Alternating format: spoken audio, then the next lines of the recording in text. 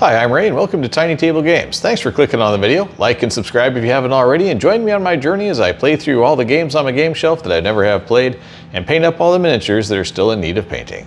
Today is round 3 of the Warhammer Underworlds Shadespire tournament.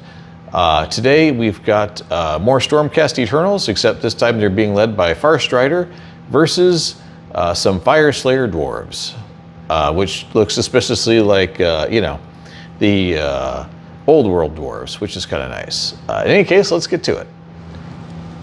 Okay, as I mentioned in previous videos, since this is round 3, I'm not going to go into too much of the detail of the instructions and the layout and all that stuff. So leave it up to you. Go back to episode 1 where I talked through all that stuff. That way not everybody's painfully bored by the time we get to this episode. Now, I've already done the roll-off for the board setting and set up the objective tokens 1 through 5, all the standard roll through stuff, and as you can see, all our little minis are ready to roll, like these guys. So we'll just get started. The only thing left to do is figure out who's going first. We'll roll off. It looks like Farstrider's going first. So for their very first action, this guy is going to go through the complicated process of going 1-2. There's absolutely nothing else he can do.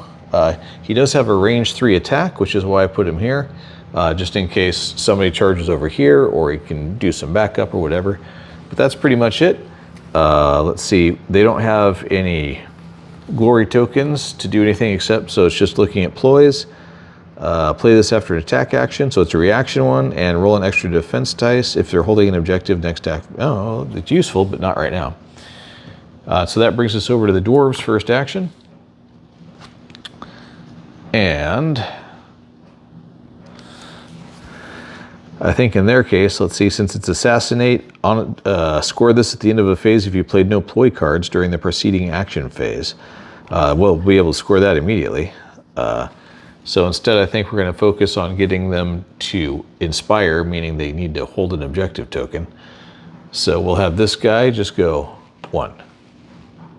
And that's it. We're not going to play any ploys because we want to still get that inspiration. So we're back over to the Stormcasts, who are going to continue their plan.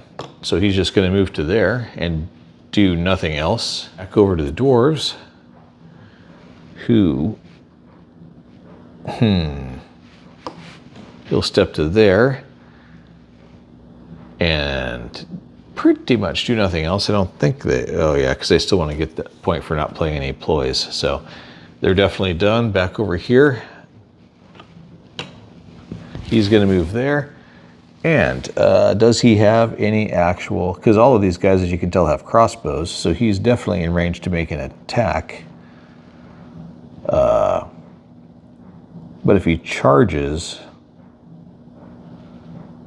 yeah, so he'll just sit there and deal with moving, because if he does anything else, that's it. So all these guys are just moves. Similarly,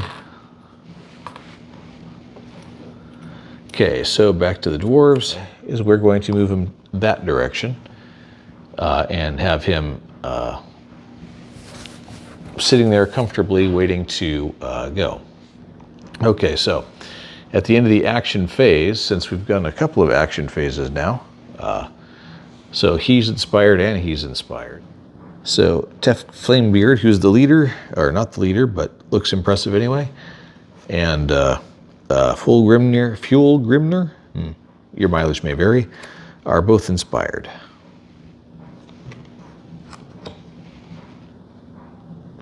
Wow, he hits with 4 damage, 2 dice.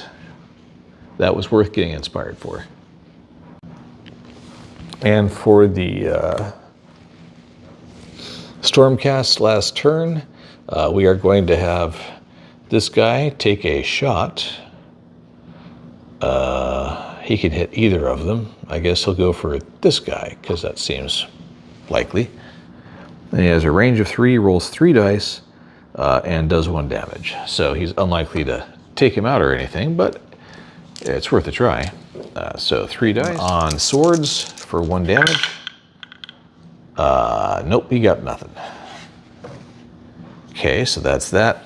And for the dwarves, we'll go 1, 2, so he can get ready to shuffle over to get upgraded himself. That's the end of the first round. So we go into scoring. Eternal Supremacy, score this if you hold 3 or more objectives, which they do. So they pick up 3 glory right off the bat, even though they're not upgraded yet.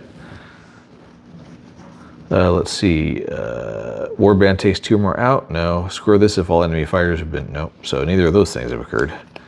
Okay. And for the dwarves, they have scored 1 for playing no ploy cards. We have not taken the enemy leader out, and nobody's done just enough damage to take somebody out yet. So they score 1 point. Let's see, do they want to do anything with their power cards? Probably. A lone warrior. Oh yeah, well that's always going to be good. We will definitely burn 1 on that to up his, we'll give it to the boss man. So his single assist always counts as a hit even when he's by himself.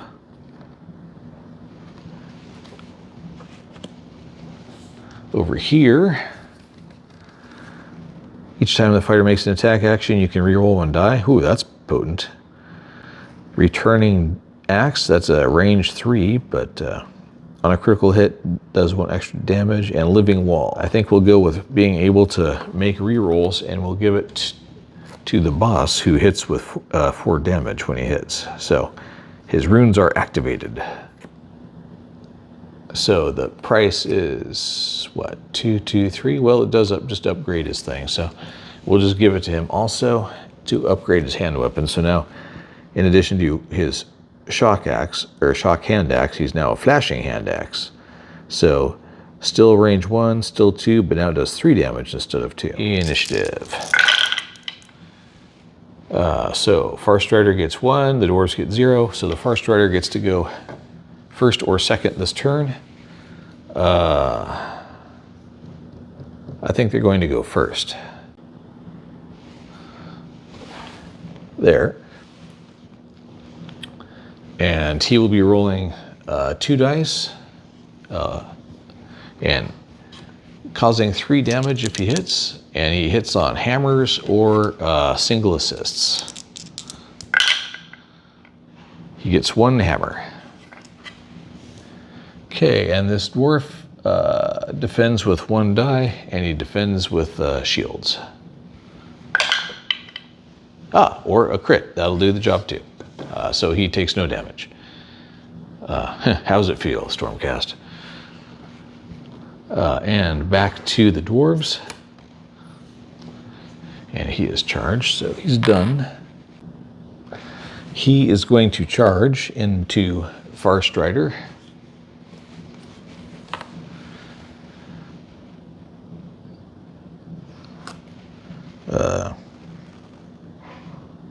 Let's see, he hits with 3 dice and does 3 damage, and if you roll at least 1 crit, this attack has cleave, which means he can't use shields to defend, so that's crazy. So 3 dice, and he has an assist now, so he hits on hammers or single assists, and he gets 2 single assists. Whew, so that's 2 hits. No crits though. And Farstrider, who is now inspired, has 2 defense dice.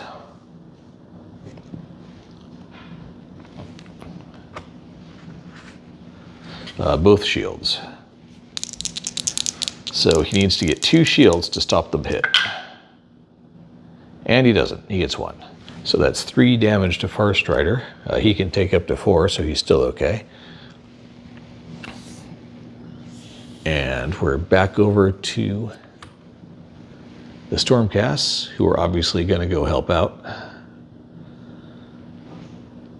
So we're going to have this guy charge in. let's see, and this will be the next guy attacking. So 1, 2, 3. And he will be hitting this guy. He has 3 dice and does 1 damage, which is not terribly impressive, honestly, but maybe he can knock him backwards. Does that have knockback? Nope. Nope, doesn't have knockback either. All right, well, 3 dice. And he now has an assist from his boss, so that helps. So he's looking for hammers or single assists. 2 hammers. Nothing wrong with that. And this guy defends with 1 die, and he needs a shield. Nope, he gets nothing. So he takes 1 damage. He does not get knocked back because the weapon doesn't have knockback. And that's his action. And back over to the dwarves. So he is, of course, going to attack Farstrider. So the dwarf hits on swords and does 1 damage. And he gets nothing because he doesn't get the assist because the other guy's there to cancel it out. So nothing happens there. And back to the Stormcasts. The only guy who can actually attack anymore is him, so he is going to take a swing because why wouldn't he? So 3 dice hitting on swords. Oh, excuse me, 3 dice hitting on, yeah, still hitting on swords. And he does 2 damage. Nope, not a thing. Not really a super effective round of attacking. And last but not least, the dwarves. We're gonna have this guy attack Farstrider again. 3 dice on swords. And he gets 1 hit. And Farstrider defends with 2, and he needs shields.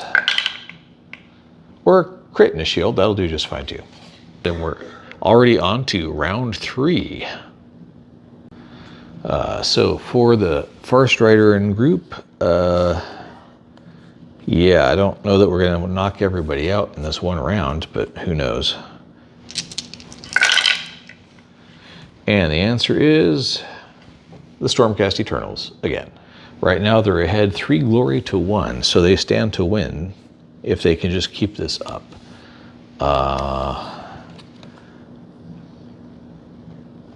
Take the enemy leader out, eliminate everybody, or take 2 fighters out in the same round. Yeah, I don't know if any of that's gonna happen.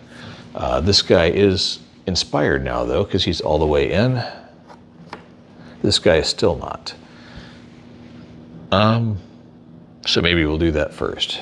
We'll activate this guy, and he will charge. But he's not gonna charge very far. He's just gonna go right here and attack the boss. Okay, so he hits with 3 dice swords, does 2 damage if he connects, which would be pretty cool, but we'll see. Does nothing at all. Okay. Great. Dwarves. Let's see, are they gonna want to do anything sneaky?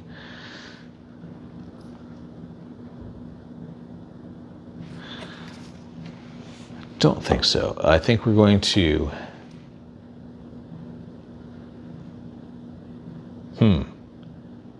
We're going to activate this guy. Oh, shoot. No, we shouldn't do that. We should do it over here and try to finish off Farstrider first. So that's the plan. And Tefik's tossing 3 dice with hammers and can do 3 damage if he hits.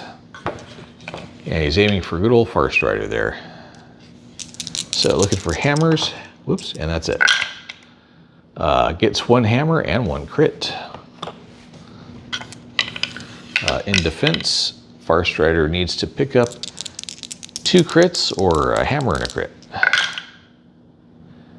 He did not do it. So the blow goes through, and that takes Farstrider out, which gives the dwarves 1 glory point. Let's see, and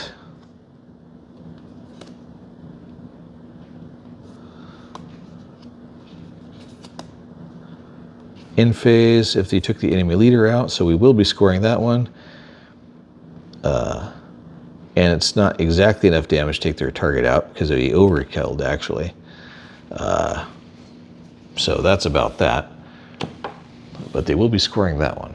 So that's the end of the dwarves. On to the Stormcast, turn 2. This guy charged, so he's already done. So this guy needs to not charge. And he will just attack back with his 2 hammer dice. He does 3 if he lands the blow. So he gets 1 hit in. And this guy only has 1 defense die, and it's a shield. And that did the job. Boink. Okay. So next attack for the dwarves. We're going to charge with him, and he's going to attack this guy. Let's see, and he is still not inspired. 2 dice hammers, and does 2 damage if he hits. So,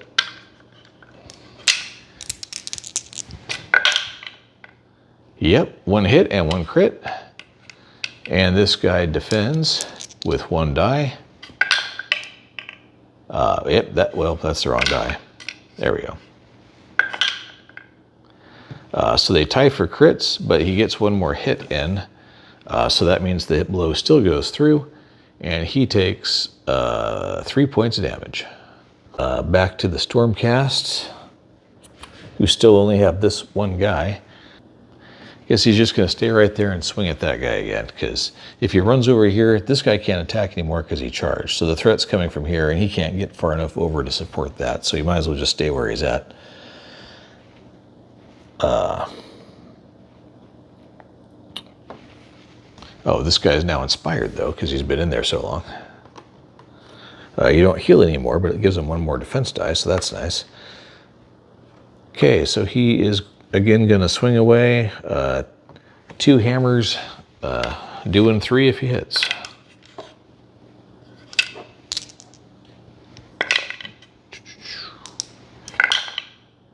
One crit, so that's good.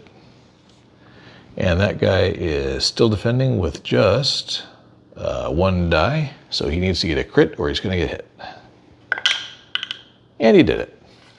So it's back to the dwarves for action 3, and we are going to have the ringer step up over here and charge the guy, I think.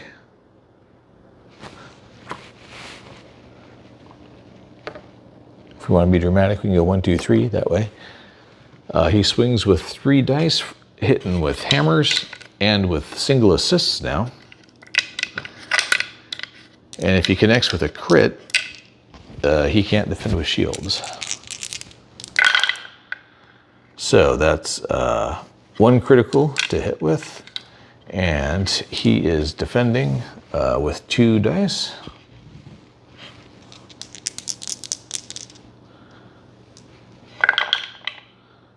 Nope, misses that one. So he takes 3 damage. He's still in there, but just barely. Let's see. Death throws, no. Trap, no, because it doesn't drive him back.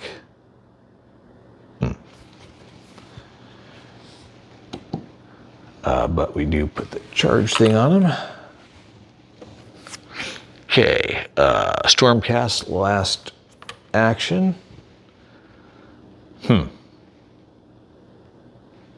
Who hits harder? The answer is they hit pretty much the same, but this guy hits a little bit harder. So he's going to swing away at whoever's more damaged, which is this guy. So once again, 2 dice. Needs hammers. Gets 1 hammer. And that guy's defense is 1 die. And he defends. Wow. Last action for the dwarves. The boss here is going to swing away at him with the assist. So that's 2 dice. And he does 4 damage if he hits, so he can just immediately take him all the way out. He needs hammers or single assists. That's 2 hits, one of them is a crit. He defends with 2 dice. Needing shields. That's wrong one. But 1 shield, 2 shields. Unfortunately for him, he didn't get a crit, so the blow still lands, and he takes 4 points of damage. Which gives the dwarves 1 more token. And that ends the round, and thus the game.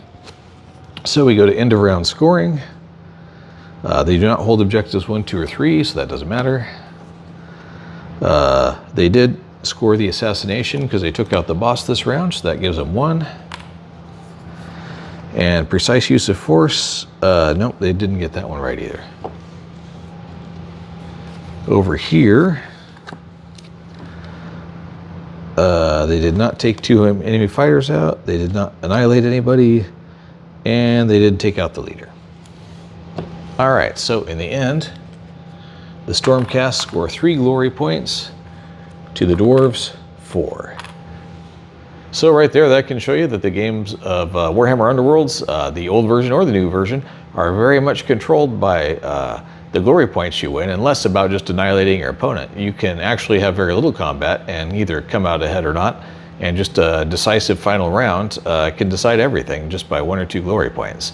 So I think that's pretty interesting, and it makes one of the reasons why this game is so entertaining and interesting. It's not just charge ahead and wipe everybody out. You may not even win the game if you do that. In any case, I hope you enjoyed that. We've got 1 more preliminary round coming up, Orcs and Undead, and then we'll be moving into the semifinals with who's left. I'm Ray, this is TinyTableGames. Thank you very much for watching, and I'll catch you next time.